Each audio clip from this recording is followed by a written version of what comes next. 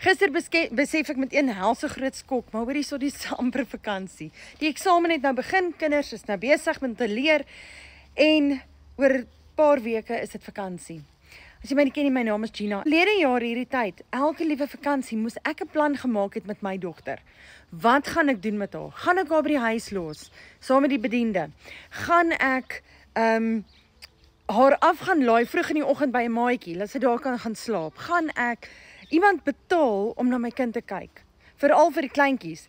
Veral Desember, want Desember maak al die skole en die kleuterskole en die dagmoeders en alles maak toe. En ek weet, elke vakansie was dit vir my 'n nagmerrie. Wat gaan ek doen? Ek het skuldig gevoel om my kind vroeg in die oggend by 'n maatjie te gaan aflaai en te weet ek sien haar eers vanmiddag weer en dan is ek moeg want ek het die hele dag gewerk en dan wil sy net 'n bietjie met my gesels en so aan. Nou 7 maande terug het ek op 'n geleentheid afgekom wat vir my leer hoe om geld aanlyn te maak. So dis die 3de vakansie wat ek nou by die huis gaan wees. 3de vakansie wat ek by my dogter gaan wees, wat ons lekker tye saam kan hê, wat ek nog steeds van my foon af werk, so ek maak nog steeds 'n inkomste, maak nie saak of ek van die huis af werk of van die see af werk of wherever nie.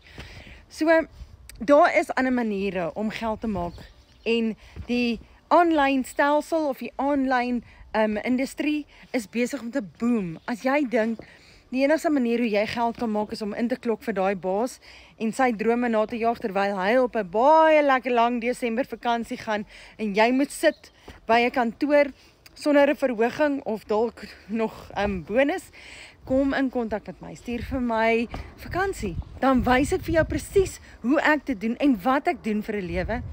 Dalk werk dit vir jou ook. Lekker dag.